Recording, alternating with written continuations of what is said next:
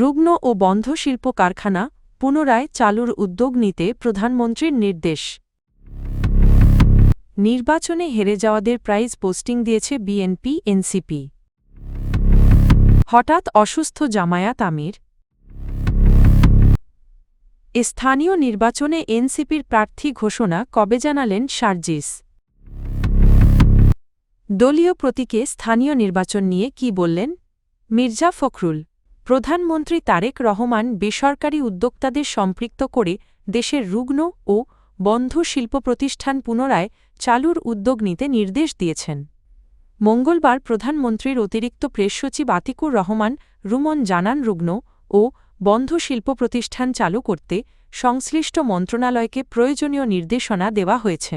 তবে বেসরকারি উদ্যোক্তারা কিভাবে এ উদ্যোগে যুক্ত হবেন এবং মালিকানা বা অংশীদারত্বের কাঠামো কেমন হবে সে বিষয়ে এখনও চূড়ান্ত সিদ্ধান্ত হয়নি।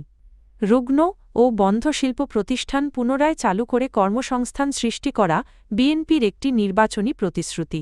প্রধানমন্ত্রীর নির্দেশনায় বিশেষভাবে বলা হয়েছে, বন্ধ পাটকল ও চিনিকলগুলো চালু করে সেখানে পুরনো শ্রমিকদের বহাল রাখতে হবে এবং নতুন কর্মসংস্থানের সুযোগ তৈরি করতে হবে। এর আগে বিগত আওয়ামী লীগ সরকারের সময় ২০২৪ সালের জুনে সংসদে দেওয়া তথ্যে জানানো হয়েছিল, শিল্প মন্ত্রণালয়ের নিয়ন্ত্রণাধীন বন্ধ শিল্প প্রতিষ্ঠানের সংখ্যা ছিল ৩৯৭টি। এর মধ্যে বিসিকের অধীনে ৩৮২টি, বিসিআইসির অধীনে ৫টি, বিএসএফআইসির অধীনে ৬টি চিনিকল এবং বিএসইসির অধীনে ৪টি কারখানা ছিল। পরবর্তী ২ বছরে এই সংখ্যা আরও বেড়েছে বলে জানা গেলেও হালনাগাদ পরিসংখ্যান প্রকাশ করা হয়নি। ৬টি সিটি কর্পোরেশনে তড়িঘড়ি করে প্রশাসক নিয়োগ দেওয়াকে গণতন্ত্রের জন্য হুমকি বলে মন্তব্য করেছেন জাতীয় নাগরিক পার্টি। জাতীয় নাগরিক পার্টি এনসিপি-এর মুখপাত্র আসিফ মাহমুদ সজীব ভূঁইয়া। তিনি দাবি করেন, এই নিয়োগ নির্বাচনে পরাজিত প্রার্থীদের জন্য বিএনপির প্রাইজ পোস্টিং। মঙ্গলবার সন্ধ্যায় রাজধানীর বাংলা মোটরে এনসিপির কার্যালয়ে আয়োজিত এক সংবাদ সম্মেলনে তিনি এ মন্তব্য করেন। আসন্ন স্থানীয় সরকার নির্বাচন নিয়ে দলের পরিকল্পনা তুলে ধরতেই এ সংবাদ সম্মেলনের আয়োজন করা হয়। আসিফ মাহমুদ বলেন, নির্বাচন ছাড়া পূর্ণকালীন প্রশাসক নিয়োগ স্থানীয় সরকার ব্যবস্থাকে দুর্বল করে এবং গণতান্ত্রিক চর্চার পরিপন্থী। উল্লেখ্য, গত ২২শে ফেব্রুয়ারি স্থানীয় সরকার পল্লী উন্নয়ন ও সমবায় মন্ত্রণালয়ে স্থানীয় সরকার বিভাগ ৬ সিটি কর্পোরেশনে ৬ জন প্রশাসক নিয়োগ দিয়ে প্রজ্ঞাপন জারি করে। প্রজ্ঞাপন অনুযায়ী ঢাকা দক্ষিণ সিটি কর্পোরেশনে মো. আব্দুস সালাম, ঢাকা উত্তর সিটি কর্পোরেশনে মো. Shafiqul Islam Khan, Khulna city কর্পোরেশনে Nazrul Islam Manju, Sylhet city কর্পোরেশনে Abdul Qayyum Chowdhury, Narayanganj city কর্পোরেশনে মো. সাখাওয়াত হোসেন খান এবং গাজীপুর সিটি কর্পোরেশনে মো. শওকত হোসেন সরকারকে প্রশাসক হিসেবে নিয়োগ দেওয়া হয়। বাংলাদেশ জামায়াতে ইসলামীর আমির ও প্রধান বিরোধী দলীয় নেতা ডা. শফিকুর রহমান হঠাৎ অসুস্থ হয়ে পড়েছেন।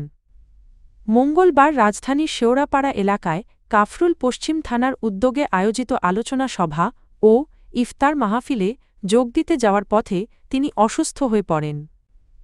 ঢাকা মহানগর উত্তর জামায়াতের নায়েবে আমির আব্দুর রহমান মুসা সন্ধ্যায় গণমাধ্যমকে জানান, ইফতার মাহফিলে প্রধান অতিথি হিসেবে উপস্থিত থাকার কথা ছিল জামায়াত আমিরের এবং তিনি যাত্রাও শুরু করেছিলেন।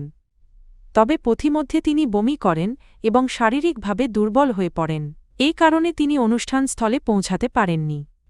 তিনি আরও জানান, জামায়াত আমিরের দ্রুত সুস্থতার জন্য সবার কাছে দোয়া কামনা করা হয়েছে। আসন্ন স্থানীয় সরকার নির্বাচনের প্রস্তুতি নিচ্ছে জাতীয় নাগরিক পার্টি এনসিপি। আগামী সপ্তাহের মধ্যেই প্রাথমিকভাবে প্রার্থী ঘোষণা করবে দলটি। মঙ্গলবার সন্ধ্যা ৭:৩০টার দিকে রাজধানীর বাংলা মোটরে এনসিপির কেন্দ্রীয় কার্যালয়ে আয়োজিত এক সংবাদ সম্মেলনে এ তথ্য জানান দলের স্থানীয় সরকার নির্বাচন পরিচালনা কমিটির চেয়ারম্যান সার্জিস আলম। সার্জিস আলম বলেন, দেশ একটি নতুন গণতান্ত্রিক উত্তরণের পথে এগোচ্ছে এবং এনসিপি তৃতীয় প্রধান রাজনৈতিক দল হিসেবে আত্মপ্রকাশ করেছে। নানা প্রতিকূলতা অতিক্রম করেই দলটি জাতীয় নির্বাচন সম্পন্ন করেছে বলে তিনি উল্লেখ করেন। স্থানীয় সরকার নির্বাচনে যাতে কোনো ধরনের ভুল না হয় সে বিষয়ে সর্বোচ্চ সতর্ক থাকার কথা জানান এনসিপির উত্তরের মুখ্য সংগঠক। তিনি বলেন খুব শিগগিরই প্রার্থী যাচাই বাছাই প্রক্রিয়া শুরু হবে। উপজেলা ও সাংগঠনিক অঞ্চলে গিয়ে আগামী কয়েক সপ্তাহের মধ্যেই স্থানীয় পর্যায়ে প্রাথমিক প্রার্থী ঘোষণা করা হবে। স্থানীয় সরকার নির্বাচনে দলীয় প্রতীক থাকবে কি না সে বিষয়ে চূড়ান্ত সিদ্ধান্ত সংসদেই নেওয়া হবে বলে জানিয়েছেন স্থানীয় সরকারপল্লী উন্নয়ন ও সমবায় মন্ত্রী মির্জা ফখরুল ইসলাম আলমগীর। মঙ্গলবার সচিবালয়ে ৬ সিটি কর্পোরেশনের নবনিযুক্ত প্রশাসকদের যোগদান উপলক্ষে আয়োজিত এক অনুষ্ঠানে সাংবাদিকদের প্রশ্নের জবাবে তিনি এ কথা বলেন। মন্ত্রী জানান যেসব স্থানীয় সরকার প্রতিষ্ঠানের মেয়াদ ইতোমধ্যে শেষ হয়েছে সেসব স্থান থেকেই নির্বাচন প্রক্রিয়া শুরু হবে। এ ক্ষেত্রে ঢাকা উত্তর ও দক্ষিণ সিটি কর্পোরেশনে আগে ভোট হওয়ার সম্ভাবনার কথাও ইঙ্গিত করেন তিনি। স্থানীয় সরকার নির্বাচনের পুরো প্রক্রিয়া শেষ করতে কত সময় লাগবে সে বিষয়ে নির্দিষ্ট সময়সীমা উল্লেখ না করে মির্জা ফখরুল বলেন এটি একটি চলমান প্রক্রিয়া। ইউনিয়ন উপজেলা ও অন্যান্য স্থানীয় সরকার প্রতিষ্ঠানের মেয়াদ শেষ হলে নিয়ম অনুযায়ী নির্বাচন অনুষ্ঠিত হবে বলে জানান তিনি।